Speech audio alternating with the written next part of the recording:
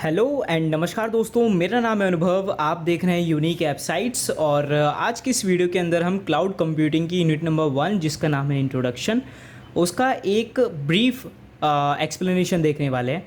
तो चलिए बिना किसी देरी के शुरू करते हैं।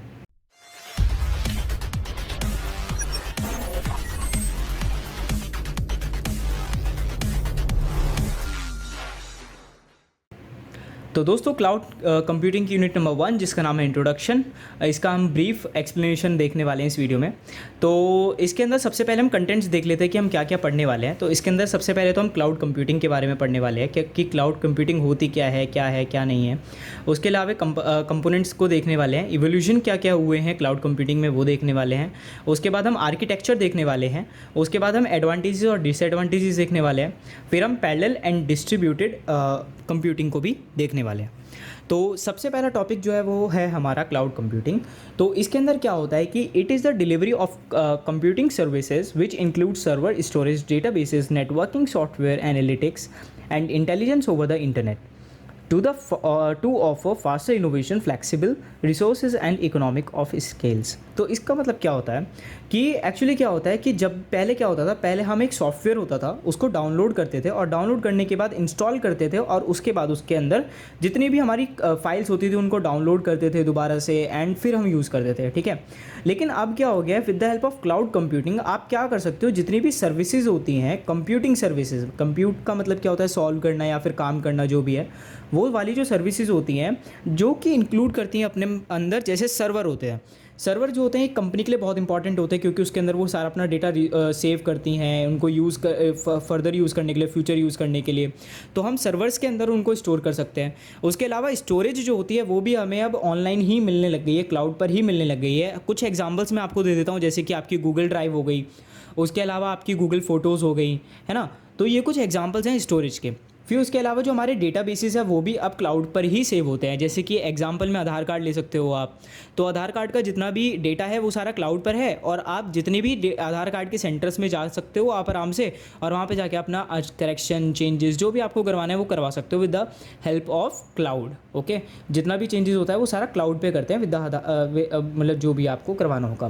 फिर उसके बाद नेटवर्किंग में बहुत ज़्यादा हेल्प करता है, कनेक्ट करता है कई सारे कंप्यूटर्स को एक साथ, डेटा शेयरिंग में बहुत ज़्यादा हेल्प करता है।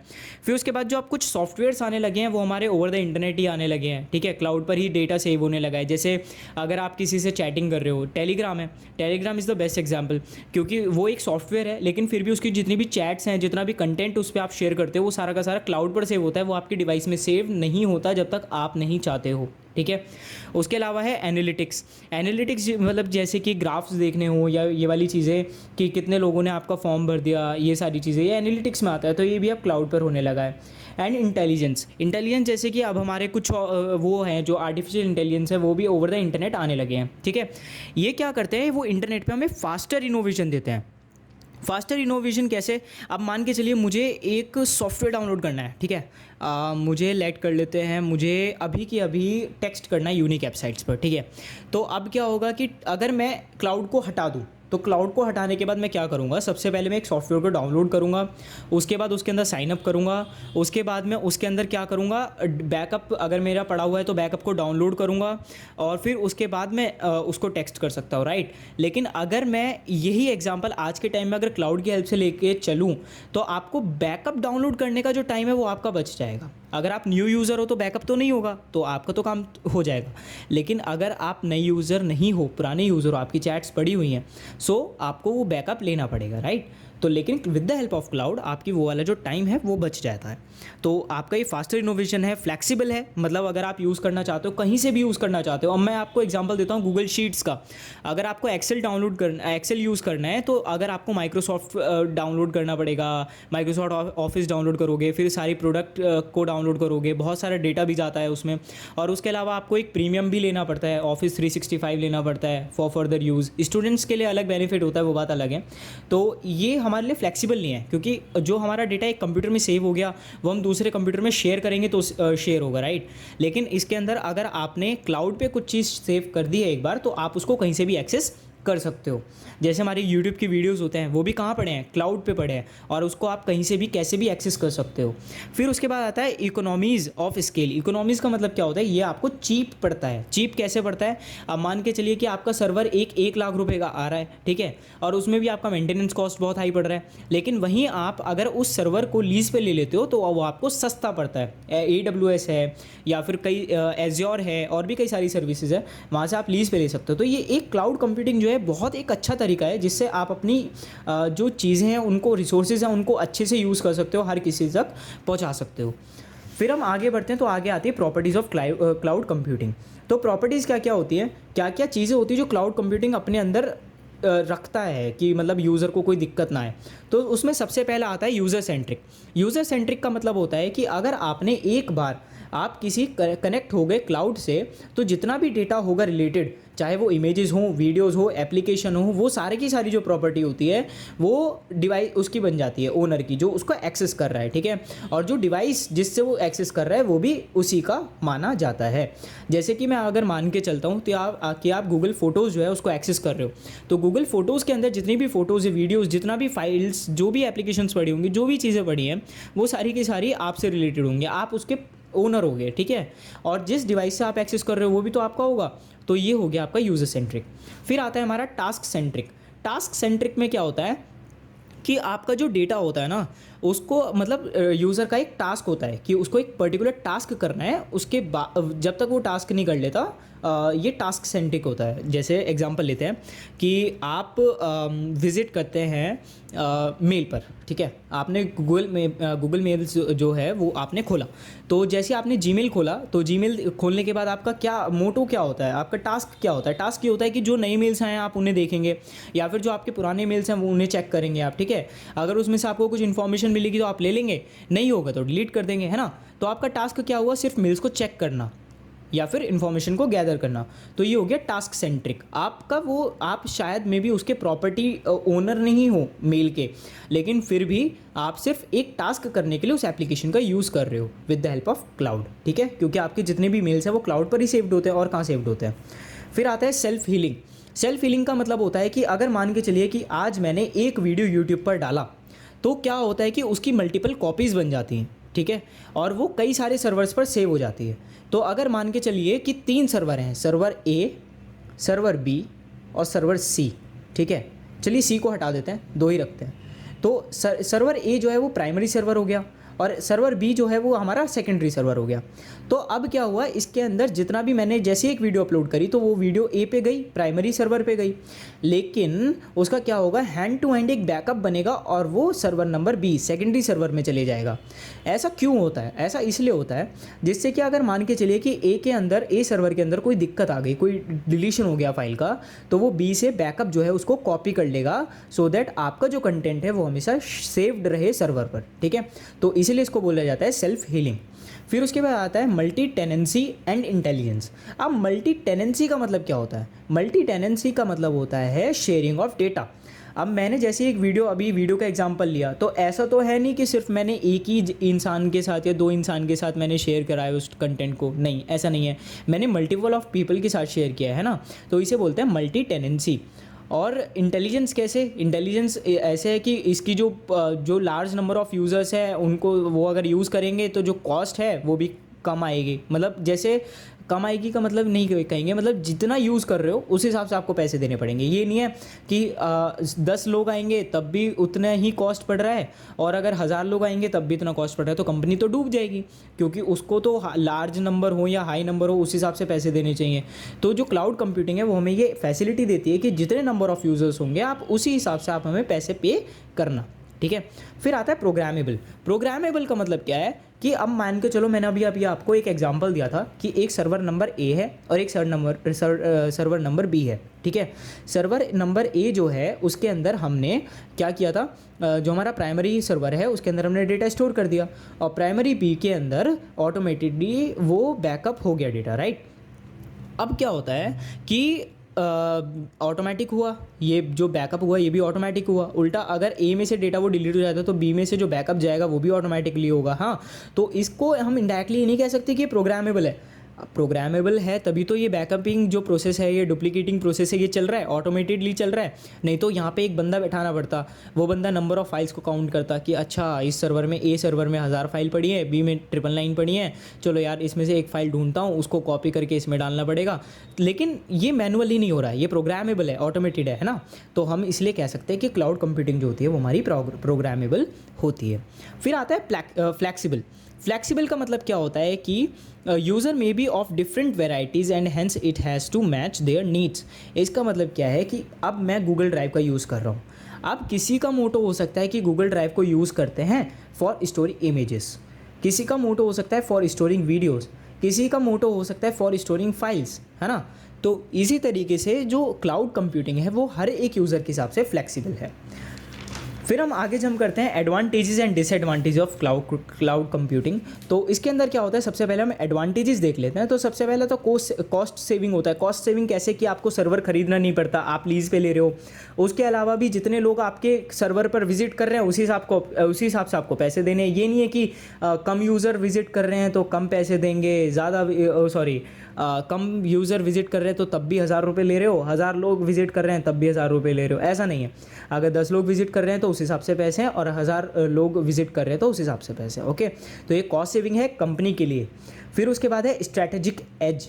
स्ट्रैटेजिक एज क्यों बोला गया है यहाँ पे? स्ट्रैटेजिक एज का मतलब क्या होता है कि ये जो क्लाउड कंप्यूटिंग है ये इस टाइम ओवरटेक कर रही है मार्केट को कैसे ओवरटेक कर रही है? जैसे कि आपको पता ही होगा, पहले हम लोग पेन ड्राइव्स खरीदते थे, है ना, पेन ड्राइव्स खरीदते थे, आज भी खरीदते हैं हार्डवेयर को, सो दैट हम उसको ऑफलाइन स्टोर कर सकें। लेकिन आज के टाइम में क्या होने लगा है कि लोग ज़्यादातर विश्वास किस पे करने लगे? क्लाउड्स पर, है ना। पहले लोग एक्सेल को डाउनलोड कर लेते थे, उस पर काम करते थे, लेकिन मैं भी खुद आजकल एक्सेल पे काम करने, उस पर गूगल शीट्स पे काम करने लगा हूँ। बिकॉज मुझे नहीं चाहिए वो चीज़ कि मैं कहीं से भी एक्सेस कर सकूँ, मुझे वो चीज़ चाहिए। ये नहीं होना चाहिए कि मैंने अपने लैपटॉप में डेटा सेव कर लिया फिर मैं उसको बाद में सेंड करूँ व्हाट्सएप पे या टेलीग्राम पर। तो ये बहुत ज़्यादा वो हो जाता है, प्रॉब्लम क्रिएट करता है, ठीक है। तो ये कि स्ट्रैटेजिक एज है मार्केट के अंदर एक्वायर करने का और मार्केट के अंदर क्लाउड की डिमांड बढ़ाने का। फिर आता है हाई स्पीड। जो इसके अंदर डेटा एक्सेस होता है वो बहुत ज़्यादा हाई स्पीड से होता है। इसका एक एग्जांपल दे देते हैं। एग्जांपल है आपका, कुछ गेम्स हैं जैसे BGMI, ठीक है। BGMI जो गेम है वो भी क्लाउड के ऊपर ही है। उसके अंदर आपको डाउनलोड करना पड़ता है सॉफ्टवेयर को, उसके रिसोर्सेज आप डाउनलोड करते हो, लेकिन जो गेम प्ले होता है वो तो सर्वर्स पे होता है ना। और सर्वर्स पे क्या होता है, servers with the help of servers आप क्लाउड को ही एक्सेस कर रहे हो, है ना। तो ये बहुत ज़्यादा हाई स्पीड से होता है। फिर आता है रिलायबल का मतलब होता है कि बहुत ज़्यादा इजी टू यूज़ होता है, इसमें कोई टफनेस नहीं है कि आपको बहुत ज़्यादा टफ पड़ रही है, ठीक है। फिर आता है मोबिलिटी का मतलब होता है रिमोट लोकेशन मतलब आप कहीं से भी कैसे भी इसको यूज़ कर सकते हो, ठीक है। 6th आता है अनलिमिटेड स्टोरेज कैपेसिटी। वैसे अनलिमिटेड स्टोरेज कैपेसिटी पहले आती थी with the help of Google photos, लेकिन आज के टाइम में वो हट गई है। लेकिन हाँ, अगर आप अच्छा खासा प्रीमियम वो ले रहे हो, सब्सक्रिप्शन ले रहे हो, तो उसके अंदर आपको अनलिमिटेड स्टोरेज कैपेसिटी देखने को मिल जाएगी। फिर उसके बाद हम ज़रा डिसएडवांटेजेस भी देख लेते हैं। डिसएडवांटेजेस क्या होता है? परफॉर्मेंस कैन वेरी का मतलब क्या होता है? अगर आपने ड्राइव और मेगा.nz को यूज़ किया होगा तो आपको परफॉर्मेंस का डिफरेंस पता होगा।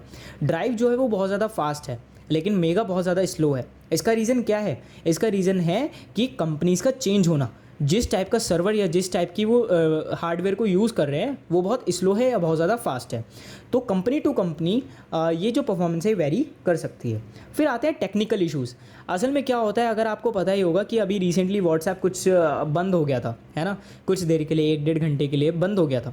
तो क्या था वो, किसका प्रॉब्लम था? वो क्लाउड का ही तो प्रॉब्लम था, क्योंकि जो आपका डेटा था वो स्टोर ही नहीं हो पा रहा था क्लाउड पे। तो टेक्निकल इश्यूज़ जो है वो आते रहते हैं। फिर उसके बाद आता है सिक्योरिटी। जो आपकी सिक्योरिटी है वो एक बहुत बड़ा इशू है, बहुत ही बड़ा इशू है, क्योंकि अगर आपका क्लाउड किसी ने एक्सेस कर लिया देन वो आपके हर एक डेटा तक पहुंच सकता है। फिर आता है इंटरनेट कनेक्टिविटी भी एक डिसएडवांटेज है कि अगर मान के चलिए आपके फ़ोन में इंटरनेट नहीं है तो आप क्लाउड को एक्सेस नहीं कर सकते हैं, या फिर सर्वर इंटरनेट से कनेक्टेड नहीं है तो फिर आप नहीं कनेक्ट कर सकते हैं, है ना। तो इंटरनेट कनेक्टिविटी भी एक इशू है। फिर आता है लैक ऑफ सपोर्ट का मतलब क्या है कि क्या आपने कभी गूगल ड्राइव के नीचे लिखा है कॉन्टैक्ट अस? नहीं देखा होगा, है ना। हेल्प देखा होगा और उसमें भी आपको कुछ बुकलेट्स दे देता है, पढ़ लो और उसके बाद एक फॉर्म वॉर्म भर दो अगर आपको भरना है तो। लेकिन उसके अंदर कोई हेल्पलाइन नंबर नहीं है। अगर आपको कोई इशू आ जाए, आपका कोई डेटा डिलीट हो जाए अननेसेसरीली, तो आप नहीं कर सकते हो कस्टमर केयर को कॉल, राइट। तो ये क्या होता है, लैक ऑफ सपोर्ट होता है इसके अंदर। फिर उसके बाद आता है इश्यूज़ ऑफ क्लाउड कंप्यूटिंग। तो डिसएडवांटेजेस और इश्यूज़ में थोड़ा बहुत 19-20 का डिफरेंस है, तो वो भी देख लेते हैं। तो इश्यूज़ के अंदर क्या आता है, सबसे पहला आता है सिक्योरिटी इश्यूज़। सिक्योरिटी इश्यूज़ कैसे कि डेटा इंटीग्रिटी। डेटा इंटीग्रिटी की बात करें तो no difference between common and sensitive data.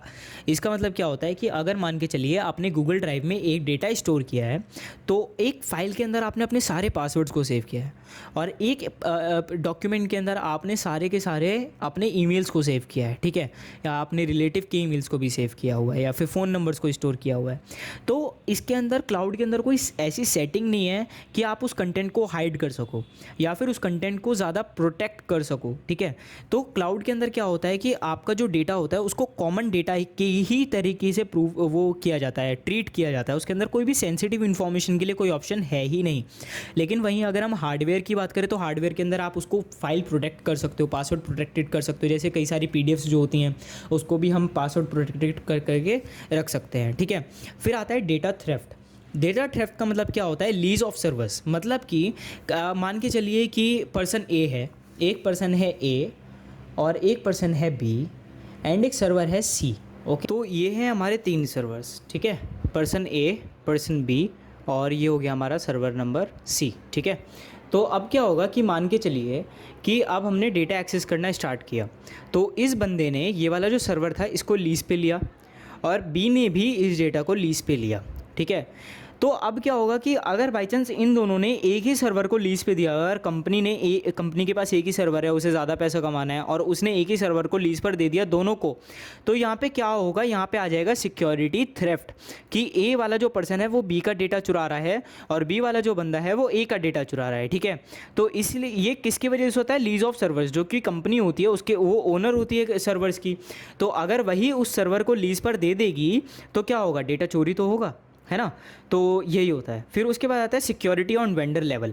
Security और वेंडर लेवल क्या होता है, एक्सटर्नल। मतलब कि अगर मान के चलिए कि एक बैंक है, ठीक है, और बैंक को आपने पैसा दे दिया, अब बैंक ने अपना पैसा जो है वो स्टोर कर लिया, लेकिन वो अपनी सिक्योरिटी के अलग सिक्योरिटी के लिए अगर एक वो नहीं रख पाई, सिक्योरिटी गार्ड नहीं रख पा रही है, तो और अटैक हो जाता है, कोई रॉबरी हो जाती है बैंक के अंदर, तो क्या होता है कि आपका जो भी कैश होता है वो तो चले जाता है, चाहे वो आपके अकाउंट में रिफ्लेक्ट करे, लेकिन एक तरीके से नुकसान तो हुआ ना। तो उसी तरीके से जो हमारा सिक्योरिटी होती है वेंडर लेवल पे, वो भी बहुत इंपॉर्टेंट है, क्योंकि अगर मान के चलिए कि सर्वर नंबर जो है हमारा बी नहीं हुआ, जो हमने यहाँ पे डिस्कस किया था कि सर्वर ए होता है प्राइमरी और ये होता है सेकेंडरी सर्वर, तो अगर सेकेंडरी सर्वर अवेलेबल नहीं हुआ उस कंपनी के पास, सिर्फ और सिर्फ एक ही सर्वर हुआ और उस सर्वर के ऊपर भी कोई रॉबरी हो जाती है, फिर कोई अटैक हो जाता है, तो आपका जो डेटा होता है वो तो चले गया, है ना। तो इसी वजह से तो जो वेंडर होता है उसके वहाँ पर भी सिक्योरिटी होनी चाहिए ऑन एन एक्सटर्नल लेवल। फिर आता है security on user level. Security on user level का मतलब क्या होता है, जो भी आपका डेटा होता है उसको जो होता है वो सिक्योरिटी की ज़रूरत होती है, क्योंकि loss of data can be happened. क्यों, मतलब कि अगर मान के चलिए आपने 10 फ़ोटोज़ अपलोड किए हैं ड्राइव पर और आपको उसमें से 9 ही फ़ोटोज़ मिले, तो आपका एक फ़ोटो तो चला गया ना। एक्चुअली ये मेरे साथ भी हुआ था, क्योंकि आपने कई सारे देखा होगा गूगल पे क्या होता है कि आप अगर सर्च करो कि फ्री ड्राइव स्टोरेज, तो आपके पास कई सारे लिंक्स आते हैं, ठीक है। तो अगर आप किसी भी लिंक पे जाएंगे और उस पर आप अपनी ईमेल आईडी एंटर करेंगे, then you will get a shared drive. आपको एक शेयर्ड ड्राइव जो है वो मिल जाएगी। तो जैसे आप उसको एक्सेस करोगे, आपको ये दिखेगा कि अनलिमिटेड डेटा है, you can store unlimited data on it, और आप स्टोर करना भी स्टार्ट करते हो, ठीक है। ये मैंने पर्सनली ट्राई करके देखा एंड मैंने उस पर कई सारा कंटेंट जो था वो अपलोड किया। तो अपलोड करने के बाद अप्रॉक्स वो जो कंटेंट था वो मेरा सेव्ड रहा 3 to 4 months, ठीक है।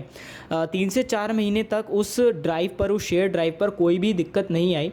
लेकिन आफ्टर 3-4 months क्या होता है, वो जो ड्राइव होती है वो अपने आप गायब हो जाती है, ठीक है। तो यहाँ पे 2 चीज़ें हैं। यहाँ पे सबसे पहला तो मेरा जो सिक्योरिटी ऑन यूज़र लेवल था वो गया, क्योंकि मेरा डेटा जो था वो लॉस हो गया। सेकंड चीज़ जो है वो हुई थी डेटा थ्रेफ्ट, क्योंकि जो मेरा डेटा था वो मैंने लीज़ पे लिया हुआ था। लीज़ पे मतलब मैंने पैसे तो नहीं दे रहा था, लीज़ पे लेना मतलब पैसे नहीं होता है, मतलब कि आपको शेयरिंग हो रही है, ठीक है, सर्वर की शेयरिंग हो रही है एक तरीके से। तो वो जो शेयर्ड ड्राइव थी, शेयर्ड ड्राइव से आपको समझ में आ रहा होगा, वो जो ड्राइव थी वो शेयर्ड थी। तो इसी तरीके से वो जो डेटा था वो मेरा थ्रेफ्ट भी हो गया, साथ ही साथ जो हमारा सिक्योरिटी लेवल था वो भी ब्रेक हो गया, ठीक है। तो इसीलिए मैं आपको राय देना चाहूँगा कि आप अपना जितना भी डेटा है उसको कृपया कर फ्री ड्राइव स्टोरेज पे सेव ना करें। और हाँ, ये वाली जो चीज़ है ये मेरी कॉलेज आईडी पर भी हो चुकी है, कॉलेज आईडी भी मेरी बैन हो चुकी थी इसी वजह से। और ऐसा ऐसा कंटेंट नहीं, मैं सिर्फ अपनी पीडीएफ्स वगैरह सेव कर रहा था उस पर, एजुकेशनल जो भी वीडियोज़ होती थी यूनिक वेबसाइट्स की वही सेव कर रहा था। एंड जिसकी वजह से वो आईडी जो हुई वो बैन हो गई, क्योंकि एक्चुअली क्या होता है कि डेटा कुछ होता होगा एरर, तो इसी वजह से। तो सिक्योरिटी ऑन यूज़र लेवल और थ्रेफ्ट दोनों ही होता है अगर आप फ्री डेटा स्टोरेज यूज़ कर रहे हो। तो सबसे बढ़िया है 15 GB वाला यूज़ करो, बात ख़त्म, या फिर ख़रीद लो, ठीक है। फ्री के चक्कर में मत पड़ना भैया, क्योंकि आपका डेटा लॉस हो जाएगा। फिर आता है आपका इंफॉर्मेशन सिक्योरिटी। इंफॉर्मेशन सिक्योरिटी के अंदर क्या होता है, data sharing between host end user. तो अगर मान के चलो कि अब मैंने एक कंटेंट है या फिर एक पीडीएफ है या फिर एक नोट है या फिर एक वीडियो है, वो मैंने आप लोगों के साथ शेयर करी, ठीक है। अब क्या हुआ कि मैं पीडीएफ शेयर करके भूल गया आपको, तो वो जो मैंने आपको रोल अलाउ कर रखा है व्यूअर का या फिर कमेंटेटर का या फिर जो भी मैंने कम्यूटेटर का या फिर जो भी मैंने आपको वो दे रखा है, रोल दे रखा है, उस रोल को जब तक मैं रिवोक नहीं करूँगा वो आपके साथ ही रहेगा।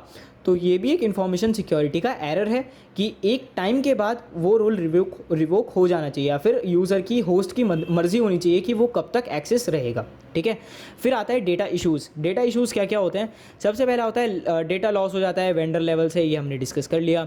डेटा लोकेशन, ये हमें कभी पता नहीं चलती है। अब आप एक बात बताइए, आपने गूगल फ़ोटोज़ पे अगर अपनी फ़ोटोज़ को स्टोर कर दिया है, क्या आपको पता है कि आपकी फ़ोटोज़ कौन से सर्वर पर स्टोर्ड हैं? नहीं पता होगा, राइट। क्योंकि इतने सारे डेटा सेंटर्स हैं कि मतलब हमें पता ही नहीं होता कि हमारा डेटा का लोकेशन क्या है, हम उस अपने डेटा को ट्रेस कर ही नहीं सकते। और हाँ, अगर आपने एक बार डेटा कोई अपलोड कर दिया है, फिर डेटा क्रिएट कर दिया है ओवर द इंटरनेट, तो वो कभी नहीं होता डिलीट, कभी भी डिलीट नहीं होता है, वो हमेशा सर्वर्स पर पड़ा रहता है, ठीक है। चाहे वो 1000 साल पुराना डेटा हो, वो हमेशा मिलेगा आपको सर्वर्स पर, अगर आपने एक बार उसको क्रिएट कर दिया तो, ठीक है। फिर आता है data lock in. Data lock in का मतलब क्या होता है कि अगर मान के चलिए जो सॉफ्टवेयर हैं स्टैक्स के, वो अभी तो इम्प्रूव्ड हो गए हैं, लेकिन पहले क्या हो गया था, लेकिन क्या होता है कई सारी API जो होती है क्लाउड कंप्यूटिंग की, वो एसेंशियल नहीं होती हैं इतनी। इसका मतलब क्या होता है? इसका मतलब ये होता है कि मान के चलिए आपने डेटा स्टोर कर दिया किसी ड्राइव स्टोरेज पर, किसी क्लाउड सर्विस पर आपने डेटा स्टोर कर दिया, एंड सम हाउ वो डेटा बड़ा था। जैसे मैं आपको एग्जांपल देता हूँ मेगा का, तो मेगा के अंदर एक लिमिट है, शायद 10 या 15 GB की है, कि आप एक दिन में 10 या 15 GB तक ही डाउनलोड कर सकते हो, उससे ज़्यादा आप डाउनलोड नहीं कर सकते हो, ठीक है। तो अब क्या हुआ कि आपका डेटा 10 GB के बाद, अब आपकी फ़ाइल है 15 GB की है, ठीक है। तो अब क्या हुआ कि आपका जो डेटा है वो तो लॉक इन हो गया, क्योंकि आपने 10 GB डाउनलोड किया, 10 GB के बाद लिमिट खत्म हो गई, उसके बाद आप उसको डाउनलोड नहीं कर सकते, ना ही एक्सेस कर सकते हो। एक्सेस में क्या ही करोगे, जब आप पूरी फाइल डाउनलोड ही नहीं कर पा रहे हो तो एक्सेस क्या करोगे, है ना। तो आपका जो डेटा था वो लॉक इन हो गया। और इसके अलावा एक एग्जांपल और है कि आपका जो डेटा है वो आप एक्सेस ही नहीं कर पा रहे हो बिकॉज ऑफ सम रीजंस, क्योंकि जो आपका प्लेटफॉर्म है वो वर्क ही नहीं कर रहा है इस वजह से।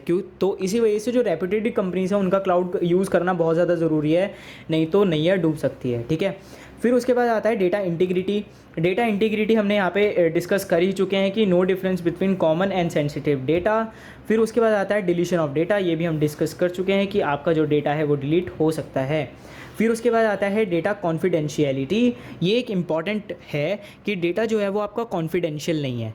अगर आपके पास अगर किसी के पास भी आपका आईडी पासवर्ड होगा तो वो आराम से आपका जो डेटा है उसको एक्सेस कर सकता है, मस्त उसका यूज़ कर सकता है, मॉर्फ कर सकता है इमेजेस को, वीडियोस को, एंड वो अपने प्रॉफिट के लिए इकोनॉमिकली वो यूज़ कर सकता है, ठीक है। तो डेटा कॉन्फिडेंशियलिटी बहुत ज़्यादा कम है। फिर उसके बाद आता है परफॉर्मेंस इश्यूज़। परफॉर्मेंस इश्यूज़ जैसे कि पुअर एप्लीकेशन परफॉर्मेंस, जो हमारी एप्लीकेशन हो सकती है वो पुअर परफॉर्मेंस कर रही हो।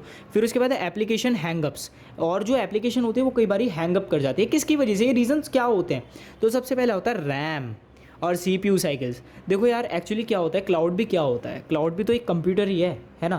क्लाउड भी तो एक कंप्यूटर है, वो एक लोकेशन होगी जहाँ पे एक PC होगा, वो स्टोर्ड होगा एक इंटरनेट कनेक्शन की तरफ, इंटरनेट की मदद से, है ना। और वो डेटा को एक्सेस कर रहा होगा, चाहे डेटा आ रहा हो या जा रहा हो। और ये जो इंटरनेट के थ्रू है, ये एक्सेस कौन कर रहा है, ये यूज़र एक्सेस कर रहा है ना। तो यही साइकिल चल रही है।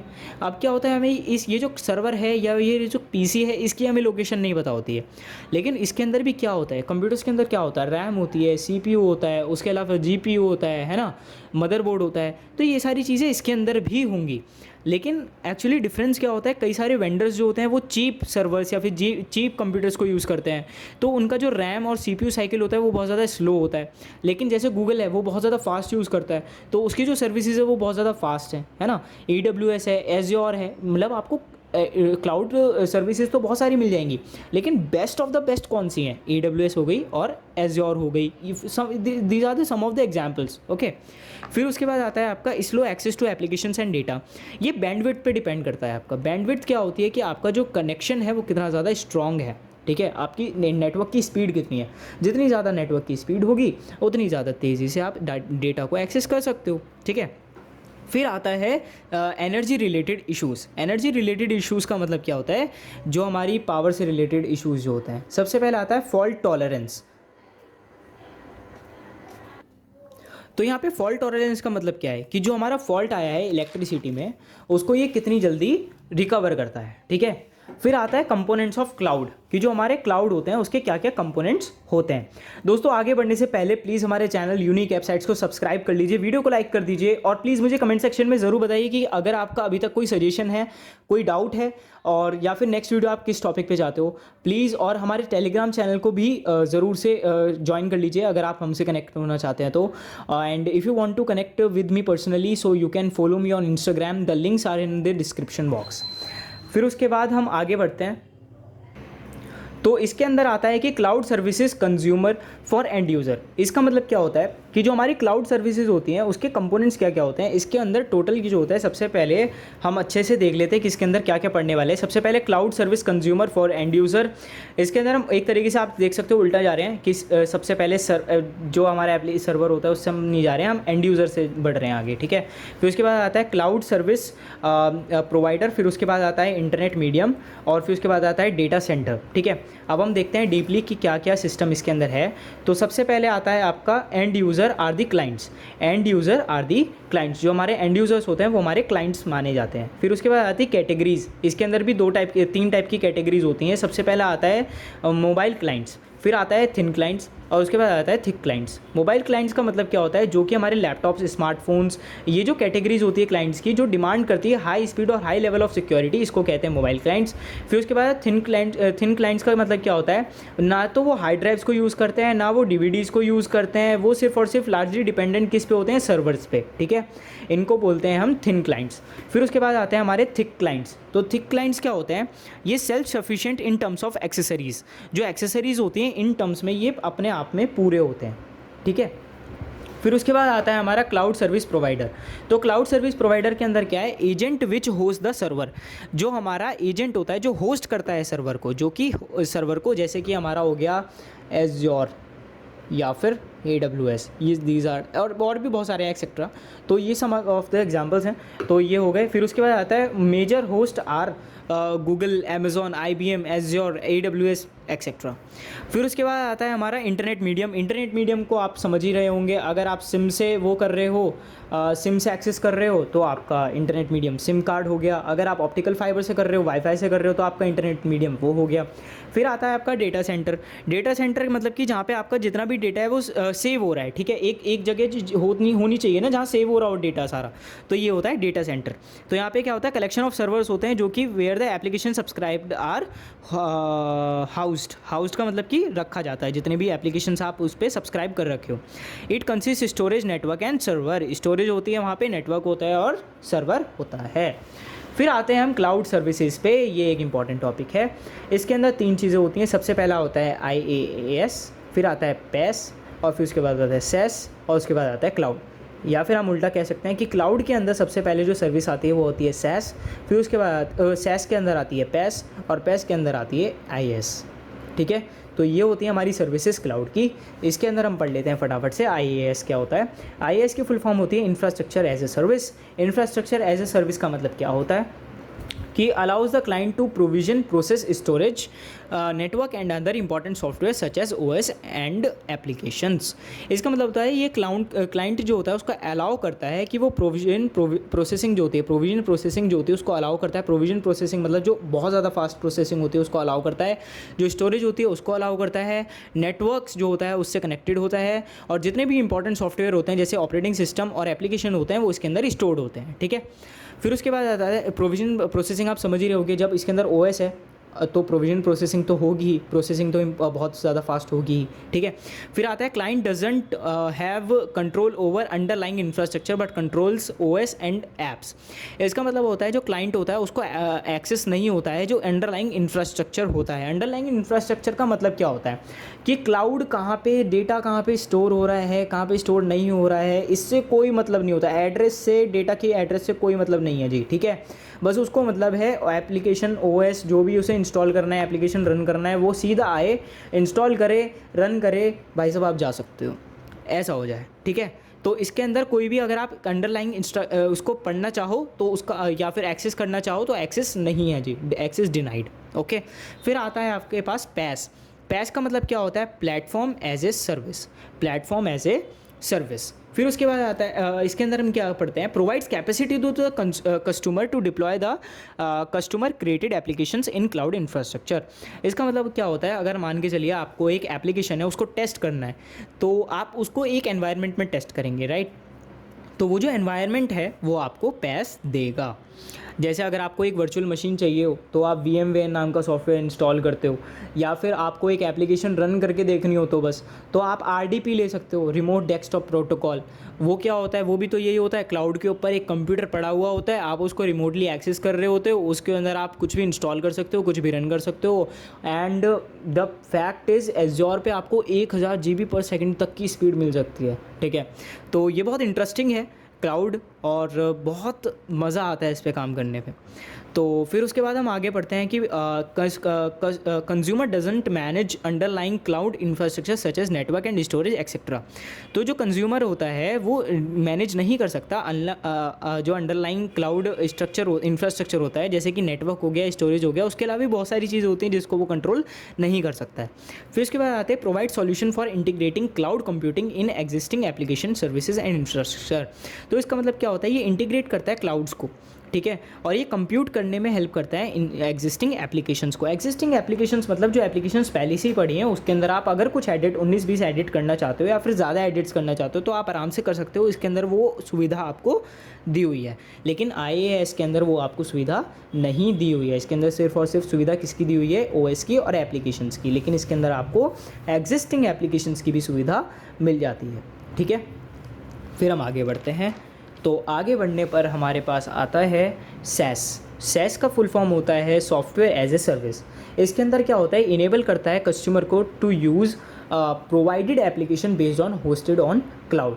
तो इसका मतलब क्या होता है, सॉफ्टवेयर एज ए सर्विस। आपको जैसे नाम से समझ में आ रहा होगा, सॉफ्टवेयर जो है वो हमारी सर्विस है। तो जैसे आपने कभी कभी क्लैश ऑफ क्लैंस तो ज़रूर खेला होगा, राइट? तो क्लैश ऑफ क्लैंस क्या है, क्लैश ऑफ क्लैंस के अंदर जितना भी आपका जो वो है, मैं मानता हूँ सर्वर पे खेला जाता है वो, लेकिन जो आपका डेटा है वो तो क्लाउड पे सेव ही होता है ना। जो आपका टाउन हॉल है या जो भी आपकी चीज़ें हैं वो आपकी सारी कहाँ स्टोर होती हैं, वो आपकी स्टोर होती हैं क्लाउड पर। ठीक है, कोई जैसे स्नैपचैट है, एक सोशल मीडिया प्लेटफॉर्म ले लेते हैं, तो उसके अंदर जितनी भी आपकी इमेजेस हैं, जितनी भी आपकी वीडियोज़ हैं, तो वो कहाँ सेव होती हैं, वो सारी की सारी सेव होती है क्लाउड पर। ठीक है, चलिए फिर with the help of server आप उसको एक्सेस करते हो। तो इसके अंदर क्या होता है, इनेबल करता है कस्टमर को एक एप्लीकेशन के थ्रू जो होस्टेड क्लाउड है उसको यूज़ करने के लिए। ठीक है, फिर आता है customer doesn't have control over. CI का मतलब क्या है, CI का मतलब है आपका CI मैंने एक एब्रीवेशन यूज़ किया था, क्लाउड इंफ्रास्ट्रक्चर के लिए। ओके, तो CI का मतलब है आपका कंट्रोल ओवर CI, जो हमारा कंज्यूमर होता है या फिर कस्टमर होता है उसको क्लाउड इंफ्रास्ट्रक्चर के ऊपर कोई भी कंट्रोल नहीं होता, but little control over application configuration settings, कि एप्लीकेशन की जो कॉन्फ़िगरेशन सेटिंग्स होती हैं उसका एक्सेस उसके पास होता है, कंट्रोल कर सकता है वो। Application are accessible from clients devices such as thin clients और वेब ब्राउज़र इंटरफेस। जो एप्लीकेशन होती है वो एक्सेसिबल होती हैं फ्रॉम क्लाइंट्स डिवाइसेस, जो क्लाइंट की डिवाइसेस होती हैं वहाँ से, या फिर जो हमारे थिन क्लाइंट्स होते हैं, और या फिर वेब ब्राउज़र इंटरफेसेस जो होते हैं वहाँ से हम एक्सेस आराम से कर सकते हैं। फिर आता है इवोल्यूशन ऑफ क्लाउड कंप्यूटिंग। तो इवोल्यूशन का मतलब क्या होता है? इवोल्यूशन का मतलब होता है टाइम के साथ क्या क्या चेंजेस आए थे क्लाउड कंप्यूटिंग के अंदर कि वो आज इतना ज़्यादा डिमांड में है और इतना ज़्यादा यूज़ किया जा रहा है। तो सबसे पहले आता है ग्रिड कंप्यूटिंग। तो ग्रिड कंप्यूटिंग के अंदर क्या होता है, ये सबसे पहले 1990s में आया था और ये इवोल्यूशन लेके आया था क्लस्टर कंप्यूटिंग का। तो क्लस्टर क्या होता है, हमने बायोलॉजी में पहले भी पढ़ा होगा। क्लस्टर का मतलब होता है एक ग्रुप, ठीक है, एक इकट्ठा होना कई सारी चीज़ों का। तो ये जो होता है यहाँ पे भी कंप्यूटर्स, कंप्यूटिंग का मतलब क्या है, कंप्यूटर्स जो कंप्यूट करते हैं किसी प्रॉब्लम को, तो उनका एक ग्रुप। तो ये जो है ग्रिड कंप्यूटिंग, ये क्या लेके आया था, इवोल्यूशन लेके आया था क्लस्टर कंप्यूटिंग के अंदर। मतलब एक तरीके से इसने क्लस्टर्स को ब्रेक कर दिया था कई सारे पार्ट्स में। ओके, फिर आता है new approach to access large computational power, big storage facilities and a variety of services. User can consume resources in the same way as they use other utilities such as power, gas and water. इसका मतलब क्या होता है कि जो हमारा new approach था, new approach थी एक्सेस करने का कंप्यूटेशनल पावर को, और जो भी हमारी बग या फिर स्टोरेज फैसिलिटीज़ थी उन सबको हम यूज़ कर सकते थे। एक नया तरीका था, बिल्कुल नया ही सोच थी। And a variety of services, जो भी हमारी सर्विसेज हैं उनको भी यूज़र जो था वो आराम से कंज्यूम कर सकता था रिसोर्सेज, जैसे वो पहले करता था, लेकिन उसकी जो यूटिलिटीज़ थी वो ज़्यादा बेटर हो सकती थी। जैसे कि आज के टाइम पे हमारी पावर है या फिर गैस है, वाटर है, जैसे आज उसको हम अच्छे तरीके से यूज़ कर पाते हैं, एफिशिएंटली यूज़ कर पाते हैं, तो उसी तरीके से वैसे ही हम ग्रिड कंप्यूटिंग की हेल्प से जो हमारे कंप्यूटेशनल पावर है उसको हम अच्छे से यूज़ कर सकते थे। फिर उसके बाद आता है geographically disperse cluster by means of internet connectivity. तो इंटरनेट कनेक्शन की हेल्प से जो भी हमारे क्लस्टर्स हैं उनको डिस्पर्स किया गया था जियोग्राफिकली। जियोग्राफिकली का मतलब क्या हुआ कि अगर हमारे पास 10 देश हैं तो 10 देशों के अंदर पहले क्या होता था, एक देश के अंदर डेटा सेंटर बना दिया, वहीं सारा डेटा जा रहा है, लेकिन अब ऐसा नहीं होता जी। अब हर देश के अंदर एक डेटा सेंटर पड़ा हुआ है और हर डेटा सेंटर की एक कॉपी बनती है दूसरे देश के अंदर, ठीक है। तो अब एक डेटा सेंटर जो है वो गूगल का, वो शायद मुंबई में है, तो अब जो हमारा डेटा है वो मुंबई में सेव हुआ और उसकी जो कॉपीज़ है वो दूसरे देश में जाएंगी, ठीक है। तो अब क्या हो गया कि जो कई सारे देश हैं उनके अंदर जो जियोग्राफिकली है वो हमारा डेटा शेयर हो गया। अगर मुंबई का जो डेटा सेंटर है वो उड़ भी जाता है, फट भी जाता है, तो कोई दिक्कत वाली बात नहीं है, वो हमें तुरंत किसी और देश से कनेक्ट कर देगा और वहाँ से हमारा जो डेटा है वो डायरेक्टली एक्सेस होने लग जाएगा, ठीक है। चलिए, cluster belong to different organization. जो क्लस्टर थे वो डिफरेंट ऑर्गेनाइजेशन के डिफरेंट होते थे।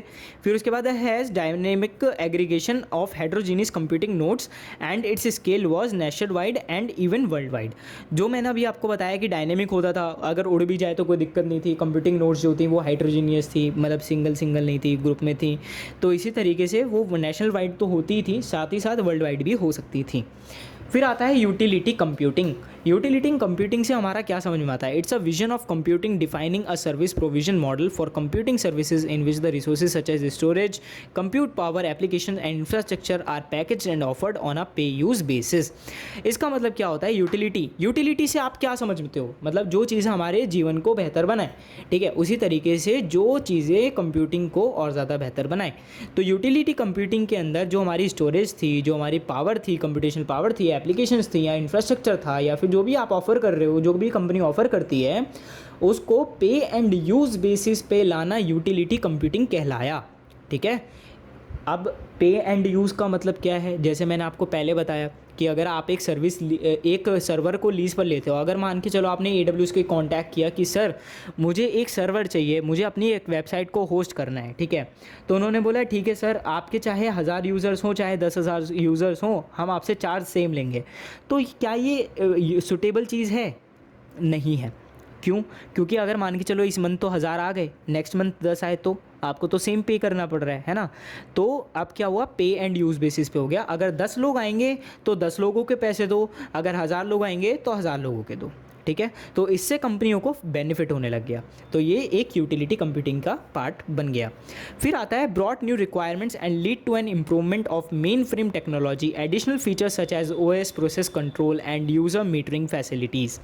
इसका मतलब क्या है कि एक नई नई रिक्वायरमेंट्स को लेके आया और जिससे जो हमारी इम्प्रूव है मेन फ्रेम वो अच्छी हो गई। एडिशनल फीचर्स क्या क्या लेके आया था, ओएस इसके अंदर इंक्लूड हो गया था, प्रोसेस कंट्रोल इंक्लूड हो गया था, यूज़र जो था वो मीटरिंग फैसिलिटीज़ के साथ आ गया था कि यूज़र कितना यूज़ कर रहा है, कितना यूज़ नहीं कर रहा है, क्या क्या रिसोर्सेज ज़्यादा यूज़ हो रही हैं and etcetera. Extend from business domain to academia.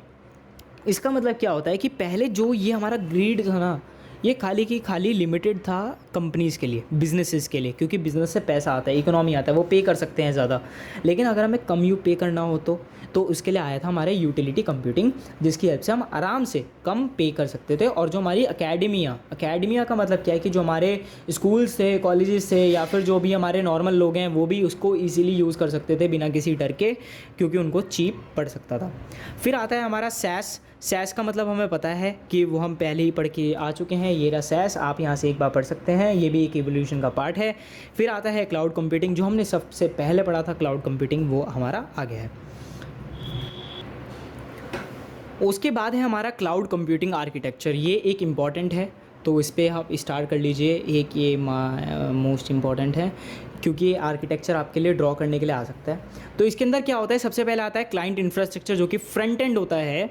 एक आता है इंटरनेट जिससे आप कनेक्शन करते हो बैक एंड के साथ, और इसके अंदर क्या क्या इंक्लूड होता है, सबसे पहले application, service, cloud run time, storage, infrastructure and management या फिर मेंटेनेंस, जो भी आप कहना चाहें, और उसके बाद सिक्योरिटी। ठीक है, अब फ्रंट एंड क्या होता है, फ्रंट एंड होता है वो जो यूज़र देखता है। अब मान के चलिए with the help of what, मान के चलिए आप यूनिक वेबसाइट्स के चैनल पे गए, ठीक है, तो आपको चैनल दिखा, चैनल के अंदर आपको वीडियोस दिखी, आपको चैनल का थंबनेल दिखा, आपको वीडियो का थंबनेल दिखा, और उसके अलावा आइकॉन दिखा, प्रोफाइल पिक्चर दिखी, उसके अलावा चैनल आर्ट दिखा, है ना। तो ये सारा क्या हुआ, ये फ्रंट एंड हुआ जो कि एक यूज़र देख रहा है। लेकिन बैकएंड में क्या हो रहा है वो चीज़ देख लेते हैं। सबसे पहले आपके पास आया इंटरनेट की हेल्प से आप ये वाली चीज़ें जो फ्रंट एंड था उससे कनेक्ट हो पाए। ठीक है, अब क्या हुआ कि आप इंटरनेट की हेल्प से हम क्या क्या होता है बैकएंड में वो देख लेते हैं। तो सबसे पहले आपको एक एप्लीकेशन चाहिए होता है जिसके थ्रू आप फ्रंट एंड से कनेक्ट हो पाए, और फ्रंट एंड जो है बैकएंड जो है वो फ्रंट एंड को कंटेंट भेज पाए। तो आपने एप्लीकेशन कौन सा यूज़ किया, youtube.com, अगर यूट्यूब का एप्लीकेशन यूज़ किया। लेकिन अगर आप ऐप को यूज़ नहीं कर रहे हो तो आप वेब ब्राउज़र को यूज़ करोगे फॉर एक्सेसिंग यूट्यूब। ठीक है, youtube.com डालोगे, किस पे डालोगे, लेकिन ब्राउज़र पे डालोगे, राइट। तो आपको एक एप्लीकेशन ज़रूर चाहिए अगर आपको बैकएंड से फ्रंट एंड पे कनेक्ट करना है तो। फिर उसके बाद आता है सर्विस, कि किस टाइप की आप सर्विस यूज़ कर रहे हो। ठीक है, जैसे आप वीडियोस यूज़ कर रहे हो, या फिर आप ब्लॉग पढ़ने के लिए यूज़ कर रहे हो, या फिर क्या यूज़ कर रहे हो। फिर आता है क्लाउड रन टाइम। अब क्लाउड जो है वो अपने अंदर कंटेंट भी तो ढूंढेगा कि हाँ भैया ये कंटेंट मेरे पास पड़ा है या नहीं पड़ा है, वो देखेगा, ढूंढेगा, मिल गया, ठीक है, ओके गुड। वो फिर सर्विस को भेज देगा, सर्विस एप्लीकेशन पे भेजेगा, एप्लीकेशन इंटरनेट पे भेजेगा, इंटरनेट क्लाइंट इंफ्रास्ट्रक्चर पे भेज देगा। ठीक है, फिर उसके बाद आता है स्टोरेज, जहाँ पे ये सारा का सारा डेटा स्टोर हो रहा है, और उसके सबसे नीचे आता है इंफ्रास्ट्रक्चर। अब ये सारी जो चीज़ें होती हैं उनका मैनेजमेंट होता है और उनकी सिक्योरिटी भी मेंटेन्ड होती है। तो ये होता है हमारा क्लाउड कंप्यूटिंग का आर्किटेक्चर, सिंपल सा है, आराम से लर्न हो जाएगा। फिर उसके बाद हमारा नेक्स्ट आता है क्लाउड कंप्यूटिंग एप्लीकेशंस। तो क्लाउड कंप्यूटिंग की एप्लीकेशन कौन कौन सी है, सबसे पहले आता है big data analytics. Big data analytics मतलब कि जैसे आपने पिछले सेमेस्टर में पढ़ा होगा, ये नाम याद हो गया था ना, हडूप के अंदर क्या करते हैं हम, बिग डेटा एनालिटिक्स करते हैं। जो डेटा हमारे काम का है, जो इन्फॉर्मेशन है उसको डेटा से एक्सट्रैक्ट करना, इन्फॉर्मेशन जो हमारे काम आती है, और जो डेटा होता है वो रॉ होता है, अनप्रोसेस्ड होता है। ठीक है, फिर आता है डेवलप एंड टेक्स्ट, डेवलप करना या फिर उनको सेव करना। फिर आता है disaster recovery as we know that कि अगर एक सर्वर ए से डेटा डिलीट हो गया तो सर्वर बी जो है उसको कॉपी कर देगा। तो लेकिन हार्डवेयर में ऐसा नहीं होता। अगर आपकी एक बार पेन ड्राइव ख़राब हो गई, उसका डेटा ख़राब हो गया, या फिर हार्ड डिस्क ख़राब हो गई है, हार्ड डिस्क का डेटा उड़ गया तो भैया उड़ गया। ठीक है, फिर आता है गेमिंग एप्लीकेशन जो होते हैं, जैसे कि हमारा फेवरेट COC या फिर BGMI। तो ये वाले जो एप्लीकेशंस होते हैं, ये गेमिंग एप्लीकेशंस, वो भी क्लाउड पे ही काम करते हैं आजकल, और उसके अलावा भी बहुत सारे होते हैं। उसके अलावा फिर आगे बढ़ते हैं हम वेब एंड मोबाइल एप्लीकेशंस। तो वेब एंड मोबाइल एप्लीकेशंस भी आपको कुछ ना कुछ पता होगे, जैसे कि मैं बात करूँ तो फ्लिपकार्ट। ठीक है, तो फ्लिपकार्ट एक ऐसी कंपनी है जो कि वेब ऐप्स में आती है, क्योंकि उसका एक एप्लीकेशन तो है लेकिन वो वर्क ओवर द मतलब ओवर द वेबसाइट ही करती है, ठीक है। मतलब ज़्यादातर एप्लीकेशंस ऐसी काम करती हैं। So these are the things we have learn till now in this chapter, और इसका पार्ट 2 बहुत जल्दी आने वाला है। मैंने पार्ट 2 इसलिए नहीं बनाया, इसके अंदर ही सब कुछ इंक्लूड इसलिए नहीं किया क्योंकि मुझे आपके डाउट्स चाहिए थे। प्लीज़ मुझे कमेंट सेक्शन में ज़रूर बताइएगा कि आपके क्या क्या डाउट्स हैं, आपको क्या क्या सजेशंस देने हैं। अगर मैंने कुछ चीज़ छोड़ी है तो वो भी बता दीजिएगा, ठीक है। और प्लीज़ इस चैनल को सब्सक्राइब कर दीजिए, वीडियो को लाइक कर दीजिए, शेयर कर दीजिए अपने दोस्तों के साथ, और मुझे कमेंट सेक्शन में ज़रूर बताना यार कि अगर इसमें मैंने कोई टॉपिक छोड़ा है, गलत बोला है, या फिर आपकी कोई सजेशन है, प्लीज़ मुझे ज़रूर बताइएगा, ठीक है। उसके अलावा हमारे टेलीग्राम चैनल को ज़रूर ज्वाइन कर लीजिए, और डिस्क्रिप्शन में लिंक है। नोट्स चाहिए, डिस्क्रिप्शन में है लिंक। और उसके अलावा अगर आप मेरे से पर्सनली कनेक्ट होना चाहते हैं, मेरे को फॉलो कर सकते हैं इंस्टाग्राम पर, ट्विटर पर, और उसके अलावा लिंक्डइन पर। मैं हर जगह हूँ, ठीक है। सो हम मिलते हैं नेक्स्ट वीडियो में। जब तक के लिए जय हिंद, जय Bharat. Thanks for watching unique app sites.